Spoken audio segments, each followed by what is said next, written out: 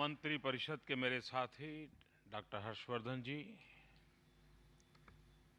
मंचस्थ सभी महानुभाव और आयुर्वेद को समर्पित उपस्थित सभी वरिष्ठ महानुभाव,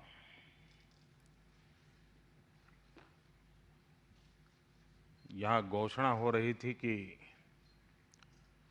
3 दिन यहाँ मंथन हुआ है और मंथन के बाद अमृत मिला है, तो मैं भी इस अमृत को लेने के लिए आया हूँ।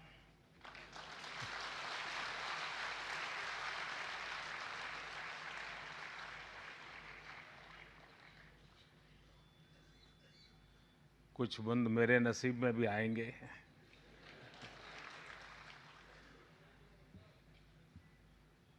अब पूरा कुंभ भर करके अमृत मिलने की संभावना रही है कि नहीं मुझे मालूम नहीं है।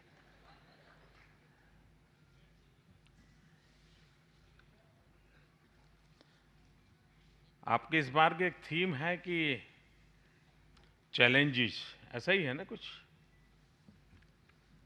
आपने बहुत सारी बातें की होगी, लेकिन मुझे सबसे बड़ी चैलेंज लगती है वो ये लग रही है कि हम जो आयुर्वेद क्षेत्र से जुड़े हुए लोग हैं, वही सबसे बड़ी चैलेंज है।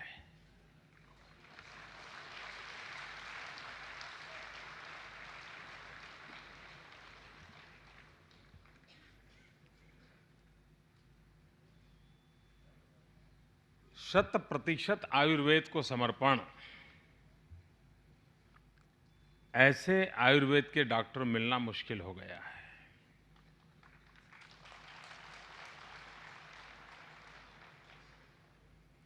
उसको खुद को लगता है भाई अब इससे तो कुछ चलने वाली गाड़ी नहीं है, अब तो एलोपैथी के रास्ते पर जाना ही पड़ेगा। और वो पेशेंट को भी बता देता है कि ऐसा करते हैं, शुरू के 3 दिन तो एलोपैथी ले लेते हैं, बाद में आयुर्वेद का देखेंगे।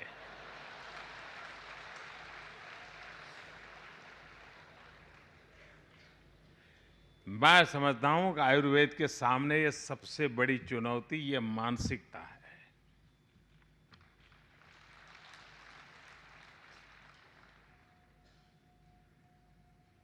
अगर आयुर्वेद को जानने वाले व्यक्ति आयुर्वेद के प्रति प्रतिबद्धता नहीं होगी, उनका समर्पण नहीं होगा, आत्मविश्वास नहीं होगा,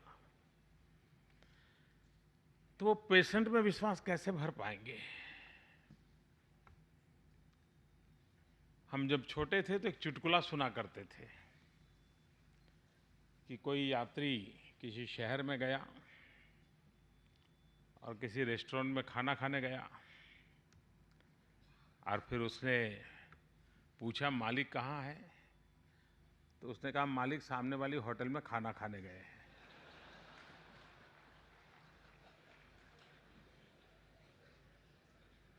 तो उस रेस्टोरेंट में कौन खाएगा? जिसको अपनों पर भरोसा नहीं है, अपने पर भरोसा नहीं है, अपनी परंपरा पर भरोसा नहीं है, वो औरों पे भरोसा नहीं जगा सकते। संकट आयुर्वेद का नहीं है, संकट आयुर्वेद वालों का है।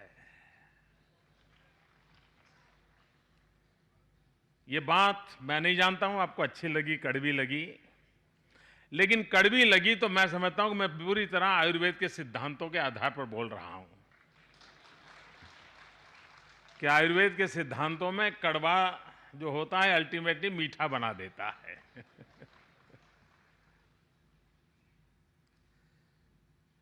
बहुत से लोगों से मैं मिलता हूं, बहुत से लोगों से बातें करता हूं। मैं पिछली बार एक बार जब मैं गुजरात में मुख्यमंत्री था तो मैंने पूरे देश में से आयुर्वेद के विशेषज्ञों को बुलाया था। अब जो है कि वो समय तो वो मेरा क्षेत्र नहीं था, एक राज्य का काम करता था, लेकिन आयुर्वेद के प्रति एक जागरूकता की आवश्यकता थी। आयुर्वेद एक ऐसा क्षेत्र नहीं है कि वो एक सर्टिफाइड डॉक्टर तक सीमित हो। हमारे पूर्वजों ने स्वास्थ्य को जीवन का एक हिस्सा बना दिया था। आज हमने जीवनचर्या और स्वास्थ्य के लिए कहीं आउटसोर्स किया हुआ है। पहले स्वास्थ्य को आउटसोर्स नहीं किया गया था, उसकी जीवनचर्या का हिस्सा था और उसके कारण हर व्यक्ति, हर परिवार अपने शरीर के संबंध में जागरूक था, समस्या आए तो उपाय क्या, उस पर भी जागरूक था। और उसका अनुभव आज भी आपको होता होगा। कभी आप रेल में या बस में ट्रैवल करते हो और मान लीजिए कोई बच्चा बहुत रो रहा है, तो आपने देखा होगा कि कंपार्टमेंट से 12-15 लोग वहां आ जाएंगे और तुरंत ऐसा करो, इसको ये खिला दो, दूसरा कहेगा ये खिला दो, तीसरा कोई पुड़िया निकाल के जेब में से दे देगा, उसके मुंह में ये डाल दो। हम पूछते तक नहीं है कि आप डॉक्टर हैं, कौन है, कुछ नहीं, लेकिन जब वो कहता है तो हमें भरोसा होता है, हाँ यार बच्चा चिल्ला रहा, रो रहा है, तो हो सकता है उसको ये तकलीफ होगी और ये दे देंगे तो बच्चा रोना बंद कर देगा और उसको शायद राहत हो जाएगी। ये अक्सर हमने रेलवे में, बस में ट्रैवल करते हुए देखा होगा कि कोई न कोई मरीज को कोई बीमारी हुई तो कोई न कोई पैसेंजर आकर के उसका उपचार कर देता है, जबकि वो डॉक्टर नहीं है, नहीं वो वैद्यराज है, न कहीं जामनगर की आयुर्वेद यूनिवर्सिटी में जाकर के आया है।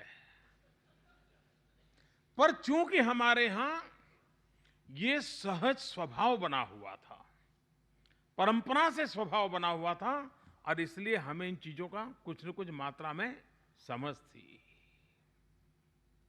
धीरे धीरे हमने पूरा हेल्थ सेक्टर आउटसोर्स कर दिया। कुछ भी हुआ तो कहीं से एडवाइस लेनी पड़ती है, कंसल्टेशन करना पड़ता है, और वो फिर जो कहे उस रास्ते पर चलना पड़ता है। ठीक हो गए तो ठीक है, नहीं हुए तो दूसरे के पास चले जाते हैं, कंसल्टेंसी बदल देते हैं। इस समस्या का समाधान, इसकी पहली आवश्यकता यह है कि मैं अगर आयुर्वेद क्षेत्र का विद्यार्थी हूं, या मैं आयुर्वेद क्षेत्र का डॉक्टर हूं, मैं आयुर्वेद क्षेत्र का टीचर हूं, या मैं आयुर्वेद क्षेत्र में मेडिसिन का मैन्युफैक्चरिंग करता हूं, या मैं होलिस्टिक हेल्थ केयर को प्रमोट करने वाला हूं, मैं किसी क्षेत्र से हूं, उसमें मेरा कोई कॉम्प्रोमाइज नहीं होना चाहिए। मेरी 100% प्रतिबद्धता होनी चाहिए। और अगर हम 100% प्रतिबद्धता लेकर चलते हैं, आप देखिए परिणाम आना शुरू हो जाएगा। कुछ न कुछ कारण, नेगेटिव कारण ऐसे पैदा हुए हैं कि जिसके कारण परेशान लोग, थके हारे लोग जिस रास्ते पर चल पड़े थे, वहां से वापस लौट करके बैक टू बेसिक तरफ जा रहे हैं, होलिस्टिक हेल्थ केयर के नाम पर। उनको लग रहा है कि भाई आज का जो मेडिकल साइंस है शायद तुरंत हमें राहत तो दे देता होगा, लेकिन स्वास्थ्य की गारंटी नहीं देता है। अगर स्वास्थ्य की गारंटी है तो मुझे वापस होलिस्टिक हेल्थ केयर पर जाना पड़ेगा, और होलिस्टिक हेल्थ केयर पर जाना पड़ेगा तो चाहे मुझे नेचुरोपैथी हो, आयुर्वेद हो, या आहार विहार के धर्म का पालन करना हो, या मुझे होम्योपैथी की ओर जाना हो, कुछ न कुछ उस दिशा में चल पड़ता है। और इसलिए, और आयुर्वेद हमारे यहाँ तो पंचम वेद के रूप में जाना गया है, तो उसका ये महात्म्य रखा गया है। और मूल से लेकर के फल तक प्राकृतिक संपदा का कोई हिस्सा ऐसा नहीं है कि जो आयुर्वेद में काम ना आता हो, मूल से लेकर के फल तक। यानी हमारे पूर्वजों ने हर छोटी बात में कितना बारीकाई से उसके गुणों का, उसके स्वभाव का, उसका व्यवहार में उपयोग का अध्ययन किया होगा, तब जाकर के स्थिति बनी होगी। हम उस महान संपदा को आधुनिक स्वरूप में कैसे रखें, ये दूसरी चैलेंज मैं देखता हूं। हम ये चाहें कि अब दुनिया संस्कृत पढ़ ले और श्लोक के आधार पर आयुर्वेद को स्वीकार कर लें, तो ये संभव नहीं लगता है।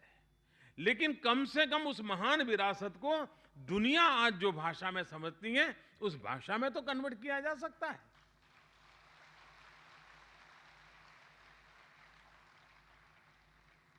और इसलिए जो इस क्षेत्र में काम करने वाले लोग हैं, उन्होंने रिसर्च करके, समय देकर के उस प्रकार की इंस्टीट्यूशनल फ्रेमवर्क के द्वारा इन विषयों में जो भी शोध हुए हैं उसको हम कैसे रखें।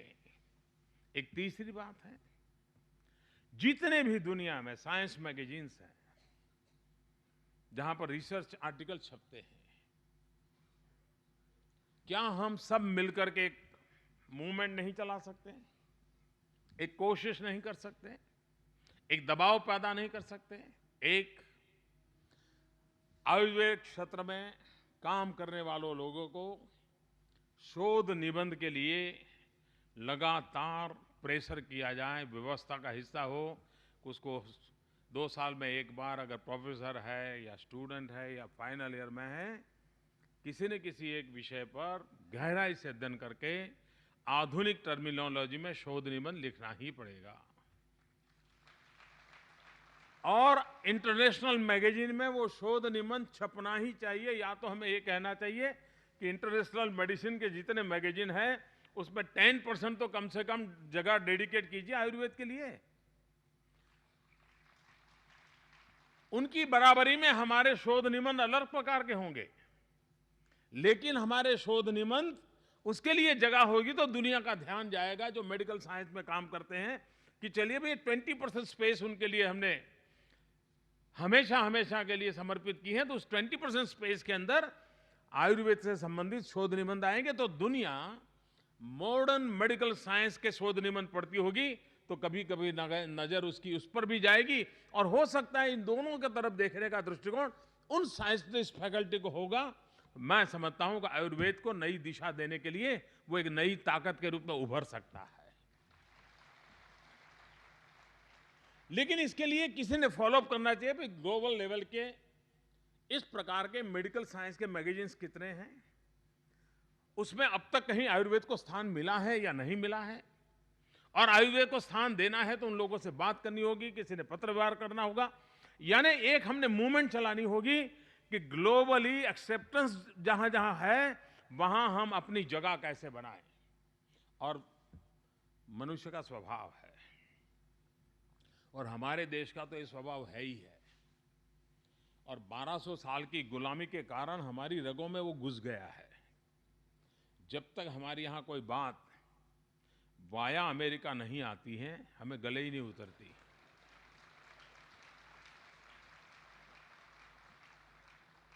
और इसलिए अगर इंटरनेशनल मैगजीन में कोई बात छप गई तो आप समझ लेना साहब, सारे हमारे आयुर्वेद के डॉक्टर उसका फोटो फ्रेम बना करके अपने यहां लगा देंगे।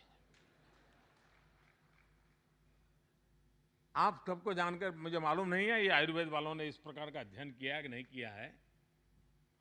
जब पंडित नेहरू प्रधानमंत्री थे तब उस जमाने में तो इन सारी चीजों पर समाज जीवन का रुख भी अलग प्रकार का था। तो सरकार ने एक समय सोचा कि भाई आयुर्वेद के प्रमोशन के लिए क्या किया जाए, ये हमारी इतनी बड़ी विधा नष्ट क्यों हो रही है। तो एक हाथी कमीशन बना था, जयसुखलाल हाथी करके उस समय एक केंद्र सरकार में मंत्री थे, और वो हाथी कमीशन को काम दिया गया था कि आयुर्वेद को पुनर्जीवित करने के लिए क्या किया जाए, आयुर्वेद को प्रचारित करने के लिए क्या किया जाए। शायद वो 60 के आसपास का वो रिपोर्ट है, कभी देखने जैसा है। और उसमें रिपोर्ट में कहा गया है, पहले पेज पर जो सुझाव आया है बड़ा इंटरेस्टिंग है। उसमें कहा गया है कि भाई अगर आयुर्वेद को आपको प्रचारित करना है तो उसके पैकेजिंग को बदलना पड़ेगा, क्योंकि वो पुड़िया, वो सारे जड़ी बूटियाँ थैला भर करके ले जाना, फिर उबालना, फिर 2 लीटर पानी से उबालो, फिर वो आधा होना चाहिए, फिर रात भर रखो, फिर उबालो, फिर आधा हो। तो ये सामान्य मानवी को गले नहीं उतरता था। तो उन्होंने लिखा कि इसको ऐसे पैकेजिंग व्यवस्था में रखना चाहिए ताकि सामान्य मानवी को सहज रूप से उपलब्ध हो। धीरे धीरे धीरे हमारे यहाँ ये बदलाव आया है। आज आयुर्वेद की दवाई खाने वालों को वो अब परेशानियां नहीं कि घर ले जाए जड़ी बूटियां और उबालें और फिर कुछ निकालें। अब तो उसको रेडीमेड चीजें मिल रही हैं, एसेंस मिल रहे हैं, जड़ी गोली के रूप में मिल रहा है। यानी जिस प्रकार के एलोपैथिक मेडिसिन जितने फॉर्म में मिलती है उतने ही फॉर्म में ये मिलने लगा है। ये जैसे एक बदलाव की आवश्यकता है और इसलिए आयुर्वेद क्षेत्र में रिसर्च करने वाले लोग, आयुर्वेद में अध्ययन करने वाले लोग और आयुर्वेदिक मेडिसिन को मैन्युफैक्चर करने वाले लोग, उनके साल में 1-2 बार ज्वाइंट एफर्ट्स होने चाहिए। इसलिए नहीं कि आयुर्वेद का डॉक्टर प्रिस्क्रिप्शन लिखे उसकी कंपनी का। मैं क्या कह रहा हूं समझे? ये बात आपके गले नहीं उतरी। इसलिए कि और अच्छा आवश्यक परिवर्तन करते हुए प्रोडक्शन कैसे हो, दवाइयों का निर्माण कैसे हो, उस पर सोचा जाए। उसी प्रकार से आज हम जितनी मात्राओं में शास्त्रों में पढ़ते थे, क्या उतने हर्बल प्लांट्स अवेलेबल है क्या? ये बहुत बड़े शोध का विषय है। कई ऐसी दवाइयां होगी जिसका शास्त्र में मूल लिखा होगा, फलाने वृक्ष या पौधे में से या मूल में से ये दवाई बनती है। आज उस वृक्ष को ढूंढने जाओगे, उसके वर्णन देख करके खोजोगे तो प्राप्य होना कभी-कभी मुश्किल लगता है। और मुझे इस बात का अनुभव इसलिए है कि मैं जब गुजरात में मुख्यमंत्री था तो मैंने एक तीर्थंकर वन बनाया था और जो 24 तीर्थंकर हुए जैन परंपरा में,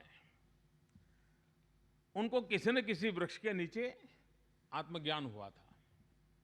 तो मैंने सोचा कि तीर्थंकर वन बनाऊंगा तो इन 24 वृक्षों को लाकर के वहां लगाऊंगा। मैंने खोजना शुरू किया और मैं हैरान हो गया। मैं इंडोनेशिया तक गया खोजने के लिए, लेकिन 24 के 24 वृक्ष मुझे नहीं मिले। इसका मतलब यह हुआ कि हमारे सामने एक बहुत बड़ी चुनौती ये है कि आयुर्वेद के मूलाधार जहां है वो है हर्बल प्लांटेशन। उसमें हम किस प्रकार से आगे बढ़ें और उसमें से हम एक मूवमेंट चलाएं, किस प्रकार से काम करें। आप लोगों को कभी भावनगर जाने का अवसर मिले पालीताना जैन तीर्थ क्षेत्र पर, तो वहां जब मैं गुजरात में था तो हमने एक पावक वन बनाया था। पालीताना की ऊंचाइयों पर जाने से पहले ही नीचे बना हुआ है और वो गार्डन ऐसा बनाया है कि पूरे गार्डन का लैंडस्केपिंग मनुष्य का शरीर बनाया है, बड़ा विशाल, करीब 200 मीटर लंबा। और उसके शरीर के जो अंग है, उस अंग के साथ जिस औषधि का संबंध आता है वो पौधा वहां लगाया है। अगर हार्ट है तो हार्ट से जुड़े हुए सारे पौधे उस जगह पे लगाए हैं। अगर घुटने हैं, घुटनों के दर्द से संबंधित बातें हैं तो उस घुटना जहां है वहां पर वो पौधे लगाए हैं। कोई भी व्यक्ति उस गार्डन में जाकर के आएगा तो उसको सहज पता चलता है कि हाँ भाई ये औषध है, इस वृक्ष का बनने वाली औषध मेरे शरीर के इस हिस्से को काम आती है। यानी हमने इस पुरातन ज्ञान को आधुनिक स्वरूप में किस प्रकार से लगाया जाए और ये सहज स्वभाव बन सकता है। बाद में विद्यार्थियों की वहां टूर भी होती है, वे भी देखते हैं कि भाई ये फलानी बीमारी के लिए अगर यहाँ पर दर्द होता है तो ये औषधि के पेड़ यहाँ लगा हुआ, मतलब उसका संबंध है। हम अगर इन चीजों को देखें तो हमें ध्यान, हमारे शास्त्रों में भी ये देश ऐसा है कि जिसमें करोड़ों भगवानों की कल्पना की गई है और हमारे यहाँ तो भक्त ऐसा भगवान अगर भक्त पहलवान है तो भगवान हनुमान है, और भक्त अगर पैसों का पुजारी है तो भगवान लक्ष्मी जी हैं। अगर भक्त ज्ञान में रुचि रखता है तो भगवान सरस्वती हैं। यानी हमारे यहाँ भक्त उतने भगवान, इस प्रकार का माहौल है। और इसलिए एक विशेषता ध्यान में रखिए, हमारे यहाँ जितने भगवानों की कल्पना की गई है, हर भगवान के साथ कोई न कोई वृक्ष जुड़ा हुआ है, कोई न कोई वृक्ष जुड़ा हुआ है। एक भी भगवान ऐसा नहीं होगा। देखिए, एनवायरमेंट फ्रेंडली सोसाइटी हमारी कैसी थी, एनवायरमेंट फ्रेंडली अवेयरनेस की क्या कल्पनाएं थी। कोई भी ईश्वर का ऐसा रूप नहीं है जिसके साथ कोई न कोई पौधा न जुड़ा हुआ और कोई न कोई पशु पक्षी जुड़ा न हुआ हो। ऐसा एक भी ईश्वर नहीं है हमारे यहां। ये सहज ज्ञान प्रसारित करने के मार्ग थे, और उन्हीं मार्गों के आधार पर ये आयुर्वेद जन सामान्य का हिस्सा बना हुआ था। हमारी आस्थाएं अगर उस प्रकार के होती हैं तो हम चीजों को बदल सकते हैं। और इसलिए, और आयुर्वेद को एक बात तो लोग मानते ही हैं, कितने ही पढ़े लिखे क्यों न हो, लेकिन अगर शरीर की अंतर शुद्धि करनी है तो आयुर्वेद उत्तम से उत्तम मार्ग है। करीब करीब सब लोग मानते हैं, ये स्वीकार करके चलते हैं कि भाई अंदर से सफाई करनी है तो उसी का सहारा ले लो, काम हो जाएगा, जल्दी जल्दी हो जाएगा। लेकिन आयुर्वेद के संबंध में मजाक भी बहुत होता रहता है। एक बार एक वैद्यराज के परिवार में मेहमान आने वाले थे, तो उस परिवार की महिला ने अपने पतिदेव को कहा कि आज जरा बाजार से सब्जी उब्जी ले आइए, मेहमान आने वाले हैं। पतिदेव वैद्यराज थे तो सब्जी खरीदने गए। जब वापिस आए तो नीम के पत्ते ले आए। तो इन्हें पूछा, ये क्यों? तो बोले, मैं गया था बाजार में, आलू देखे तो लगा कि इससे तो ये बीमारी होती है, बैंगन देखे तो लगा ये बीमारी होती है, ये सब्जी देखी तो लगा। तो उसको तो सब्जी नहीं दिखती थी, सब्जी में बीमारी दिखती थी, और आखिरकार उसको लगा मैं नीम के पत्ते ले आया हूं। तो कभी कभी ज्ञान का व्यवहारू रास्ता भी खोजना पड़ता है। अगर ज्ञान का व्यवहारू रास्ता नहीं होता है तो ज्ञान कभी कभी कालबाह्य हो जाता है। और इसलिए सहज स्वीकृत अवस्था को कैसे विकसित किया जाए, इस पर हम जितना ध्यान देंगे, मैं मानता हूं कि आज जो दुनिया एक बहुत बड़ा चक्र बदला है। अगर गत 50 वर्ष एलोपैथिक मेडिसिन ने जगत का पर कब्जा किया है, तो उससे तंग आई हुई दुनिया आज होलिस्टिक हेल्थ केयर की तरफ मुड़ चुकी है। अन्न कोश और प्राणमय कोश की चर्चा आज विश्व के सभी स्थानों पर होने लगी है, और मेडिकल साइंस एक नए रूप में अपने आप को देखने लगा है। हमारे पास ये विरासत है, लेकिन इस विरासत को आधुनिक संदर्भों में फिर से एक बार देखने की आवश्यकता है। उसमें बदलाव की जरूरत हो तो बदलाव की आवश्यकता है। और अगर ये हम कर पाते हैं तो हमारे सामने जो चैलेंजेस हैं, उन चैलेंजेस को हम भली भांति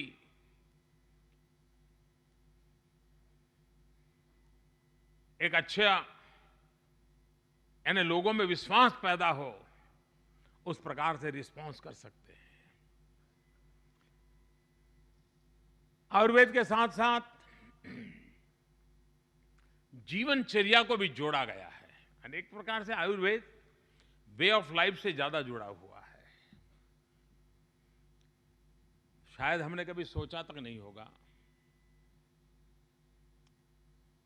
आज यहां बैठे हुए लोग भी कुछ बातों पे तालियां भी बजा रहे हैं, पीछे स्टूडेंट बहुत बड़ी मात्रा में है, लेकिन फिर तो अंदर तो दिमाग थोड़ा हिलता होगा, यार पता नहीं कैरियर कैसी बनेगी, ये पुड़िया से जिंदगी चलेगी क्या, ये उनके दिमाग में चलता होगा जी। यहां से मंथन के बाद भी जाएंगे तो भी वो दुविधा नहीं जाएगी। यार ठीक है, अब डॉक्टर तो नहीं बन पाए, वैद्यराज बन रहे हैं, लेकिन अब कुछ तो गाड़ी चलाने के लिए करना पड़ेगा। लेकिन उसके बावजूद भी मैं इन खास करके नई पीढ़ी के लोगों को कहता हूं, निराश होने का कोई कारण नहीं है। हमारे सामने एक उदाहरण है, उस उदाहरण से हम सीख सकते हैं। हमारे देश में भी जिस भारत की धरती पर योग की कल्पना थी, जिस भारत ने योग विश्व को दिया, हम लोगों ने मान लिया था योग ये हमारा काम नहीं है, ये तो हिमालय में रहने वाले ऋषि मुनियों का गुफाओं में बैठ करके साधना करने वाला प्रकल्प है। यही हमने सोच लिया था और एक प्रकार से सामान्य जन उससे अलग रहता था। क्या कभी किसी ने कल्पना की थी कि आज से 30 साल पहले योग की जो अवस्था थी, आज योग विश्व भर में चर्चा के केंद्र में कैसे पहुंचा?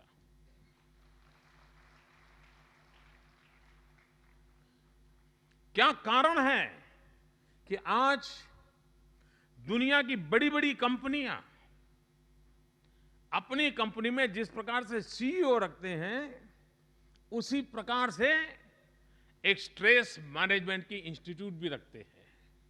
क्यों? फ्रस्ट्रेशन के कारण, डिप्रेशन के कारण व्यक्ति के जीवन में जो संकटों की घड़ियां आती हैं, तब जाकर के वो शाश्वत शांति का रास्ता खोजता है। और उसके लिए विश्व का आकर एक श्रद्धा का केंद्र बना, ये योगा से शायद मुझे रिलीफ मिल जाएगा। मैंने बहुत रास्ते अपना लिए, मैंने ड्रग्स तक चला गया, लेकिन मुझे संतोष नहीं मिला। अब मैं वापस यहां चलूं, मुझे मिल जाएगा। जिस योगा से हम भी जुड़ने को तैयार नहीं थे, उस योगा से अगर आज दुनिया जुड़ गई है, तो जिस आयुर्वेद के बाद में हमारी आज उदासीनता है, कल उस आयुर्वेद से भी दुनिया जुड़ सकती है। हमारे सामने जीता जागता उदाहरण है। ये आत्मविश्वास जब अगर हमारे भीतर होगा, तभी तो हम सामान्य मानवी के भीतर आयुर्वेद का प्रति आस्था पैदा कर सकते हैं। और इसलिए अगर हमारी ये कोशिश रही, तो मुझे विश्वास है कि उसका फायदा होगा। आज भी दुनिया में हर्बल मेडिसिन के क्षेत्र में कानूनों की रुकावट के कारण जब हमारी हर्बल मेडिसिन एक्सपोर्ट होती है, तो लिखा जाता है, ये एडिशनल फूड के रूप में उसको लिखा जाता है, अतिरिक्त आहार के रूप में उसको भेजा जाता है। मेडिसिन के रूप में आज भी उसको स्वीकृति नहीं मिलती है। आप जानते हैं फार्मास्यूटिकल इंडस्ट्री की ताकत कितनी है। वो आपको ऐसा आसानी से घुसने नहीं देंगे। वे किसी भी हालत में आपको मेडिसिन की ग्लोबल एक्सेप्टेंस वाली स्वीकृति नहीं देंगे। बड़ी चैलेंज है। लेकिन अगर सामान्य मानवी को इसमें विश्वास हो गया, तो कितने ही बड़ी ताकतवर संगठन हो, आपको रोक नहीं सकते हैं।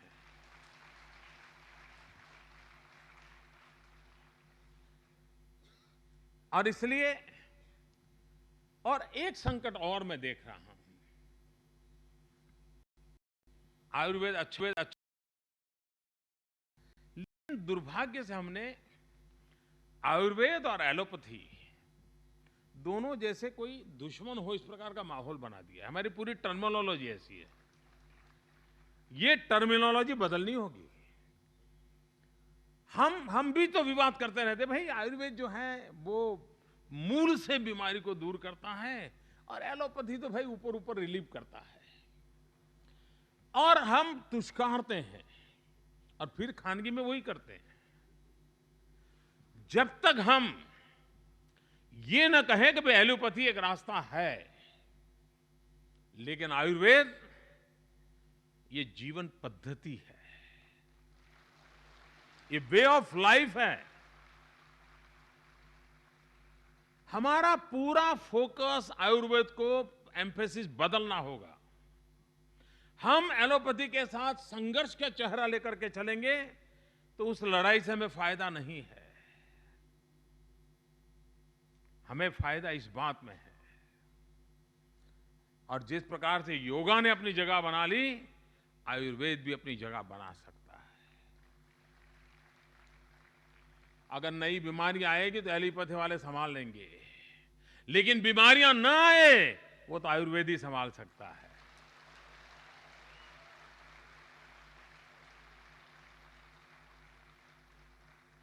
और अगर एक बार सामान्य मानवी को भी विश्वास हो गया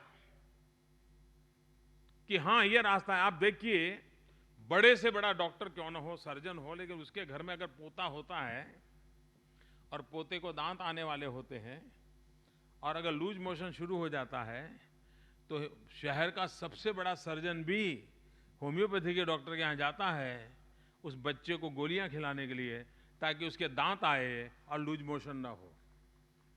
यही होता है ना, वो अपना रास्ता छोड़ करके अपने बच्चे की भलाई के लिए रास्ता बदलता है। विश्वास बहुत बड़ी चीज है।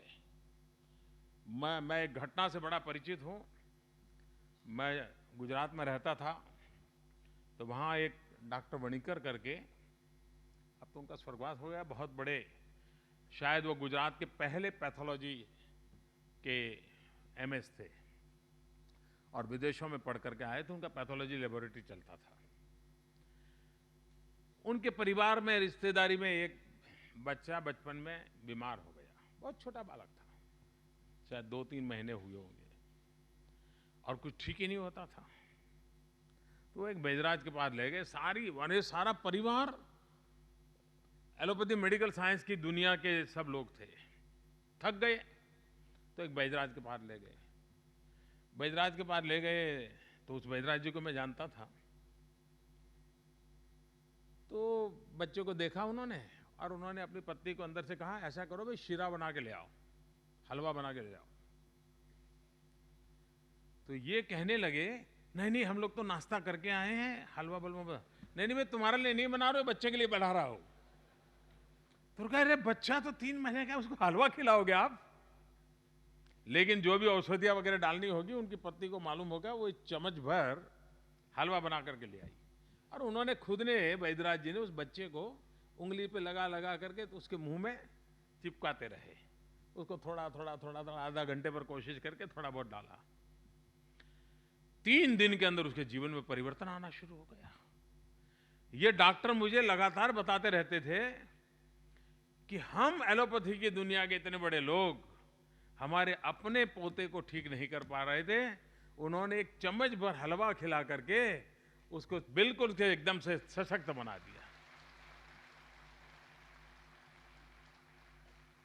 कहने का तात्पर्य है कि इस शास्त्र में कोई ताकत तो है। मुसीबत हमारे भरोसे की है। एक बार हमारा भरोसा हो जाए तो ये ताकत चौगुना हो जाएगी, और जगत इस वे ऑफ लाइफ के रूप में इसको स्वीकार करेगा, और उसके कारण हम स्वास्थ्य की दृष्टि से एक स्वस्थ समाज के लिए, और दूसरा सबसे बड़ी बात है, ये सस्ते में सस्ती दवाई है, महंगी दवाई नहीं है। मैं भी अब इन दिनों जब चुनाव में भाषण करता हूं, गला खराब होता है तो मुझे 50 फोन आते हैं, आप ऐसा कीजिए, हल्दी ले लीजिए, हल्दी ले लीजिए। अब वो करने वाले को मालूम नहीं है कि हल्दी खाने से गले को क्या होता है क्या नहीं होता है, लेकिन उसको मालूम है गला खराब हुआ, हल्दी ले लो, और आप भाषण करते रहो। कहने का तात्पर्य है कि इतना सहज व्यवस्था हमारी यहाँ विकसित हुई थी, उसमें फिर से एक बार प्राण भरने की आवश्यकता है। मैं समझता हूं कि आपके इस 2-3 दिन के समारोह में बहुत सी ऐसी चीजें आपके ध्यान में आई होगी। उसके आधार पर कोई न कोई आप योजना बनाएंगे। भारत सरकार के रूप में इस प्रकार की महत्वाकांक्षी आपकी योजनाओं में मेरा पूरा सहयोग रहेगा, उसको आगे बढ़ाने में पूरा समर्थन रहेगा। मेरी आप सबके स्वास्थ्य के लिए शुभकामनाएं हैं। तो डॉक्टर का स्वास्थ्य पहले अच्छा रहना चाहिए ना। और दूसरा, मेरी आपसे आग्रह भरी विनती है कि आप आयुर्वेद को समर्पित भाव से ही आयुर्वेद को स्वीकार कीजिए, सिर्फ एक प्रोफेशन के रूप में नहीं, एक समाज कल्याण के लिए एक बहुत बड़ा परिवर्तन लाने के लिए है। इस विश्वास से आगे बढ़िए। मुझे आपके बीच आने का अवसर मिला। ये समापन संपन्न हो रहा है। मेरी आप सबको बहुत शुभकामनाएं। धन्यवाद।